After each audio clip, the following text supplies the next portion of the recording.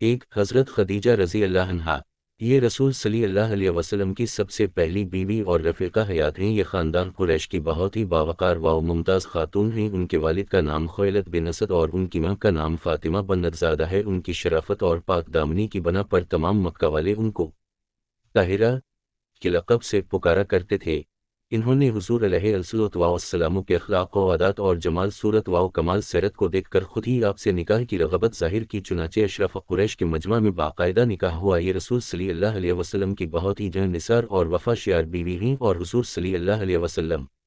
کو ان سے بہت ہی بے پناہ محبت تھی، چنانچہ جب تک یہ زندہ رہیں آپ صلی اللہ علیہ وسلم نے کسی دوسری عورت سے نکاح نہیں فرمایا، اور یہ مسلسل 25 سال تک محبوب خدا کی جان نثاری و خدمت گزاری کے شرف سے سرفراز رہیں۔ حضور صلی اللہ علیہ وسلم کو بھی ان سے اس قدر محبت تھی کہ ان کی وفات کے بعد آپ صلی اللہ علیہ وسلم اپنی محبوب ترین بیوی حضرت عائشہ رضی اللہ عنہا سے فرمایا کرتے تھے کہ خدا کی قسم، خدیجہ سے بہتر مجھے کوئی بیوی نہیں ملی۔ جب سب لوگوں نے میرے ساتھ کفر کیا اس وقت وہ مجھ پر ایمان لائیں، اور جب سب لوگ مجھے جھٹلا رہے تھے اس وقت انہوں نے میری تصدیق کی، اور جس وقت کوئی شخص مجھے کوئی چیز دینے کے لیے تیار نہ تھا اس وقت خدیجہ نے مجھے اپنا سارا سامان دے دیا، اور انہیں کے شکم سے نے مجھے اولاد عطا فرمائی۔ اس بات پر ساری امت کا اتفاق ہے کہ سب سے پہلے حضور صلی اللہ علیہ وسلم کی نبوت پر یہی ایمان لائیں، اور ابتدائی اسلام میں جبکہ ہر طرف آپ صلی اللہ علیہ وسلم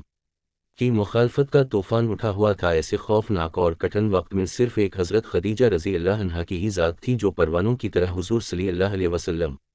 پر قربان ہو رہی تھیں، اور اتنے خطرناک اوقات میں جس استقلال و استقامت کے ساتھ انہوں نے خطرات و مصائب کا مقابلہ کیا، اس خصوصیت میں تمام ازواج مطہرات پر ان کو ایک ممتاز فضیلت حاصل ہے۔ ان کے فضائل میں بہت سی حدیثیں بھی آئی ہیں۔ رسول صلی اللہ علیہ وسلم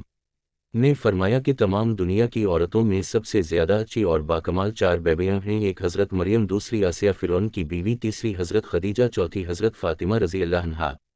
ایک مرتبہ حضرت جبرائیل علیہ السلام دربار نبوت میں حاضر ہوئے اور عرض کیا کہ اے محمد صلی اللہ علیہ وسلم، یہ خدیجہ رضی اللہ عنہا ہیں جو آپ صلی اللہ علیہ وسلم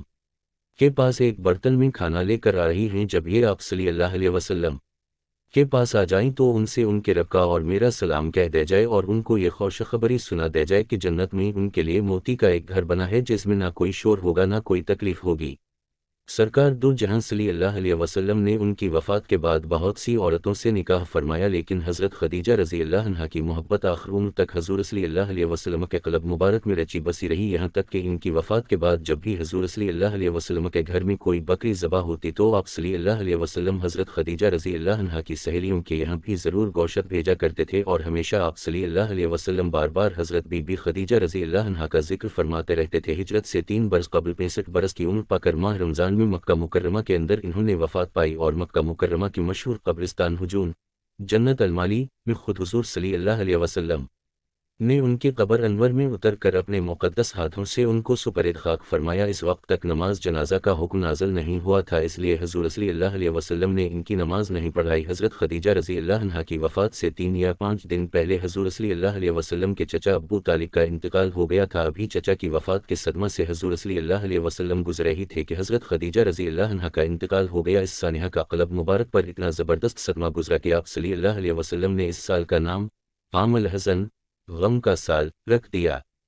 تبصرہ: حضرت ام المومنین بی بی خدیجہ رضی اللہ عنہا کی مقدس زندگی سے ماں بہنوں کو سبق حاصل کرنا چاہے کہ انہوں نے کیسے کٹھن اور مشقت کے دور میں حضور پر اپنا تن من دھن سب کچھ قربان کر دیا، اور سینہ سپر ہو کر تمام مصائب و مشکلات کا مقابلہ کیا، اور پہاڑ کی طرح ایمان و عمل صالح پر ثابت قدم رہیں، اور مصائب و آلام کے طوفان میں نہایت ہی جان نثاری کے ساتھ حضور کی دلجوئی اور تسکین قلب کا سامان کرتی رہیں، اور ان کی قربانیوں کا دنیا ہی میں ان کو یہ صلہ ملا کہ رب العالمین کا سلام ان کے نام لے کر حضرت جبرائیل علیہ السلام نازل ہوا کرتے تھے۔ اس سے معلوم ہوا کہ مشکلات و پریشانیوں میں اپنے شوہر کی دلجوئیاں اور تسلی دینے کی عادت خدا کے نزدیک محبوب و پسندیدہ خصلت ہے، لیکن افسوس کہ اس زمانے میں مسلمان عورتیں اپنے شوہروں کی دلجوئی تو کہاں،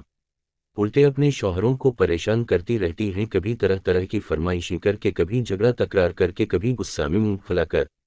اسلامی بہنوں، تمہیں خدا کا واسطہ دے کر کہتا ہوں کہ اپنے شوہروں کا دل نہ دکھاؤ اور ان کو پریشانیوں میں نہ ڈالا کرو، بلکہ آرے وقتوں میں اپنے شوہروں کو تسلی دے کر ان کی دلجوئی کیا کرو۔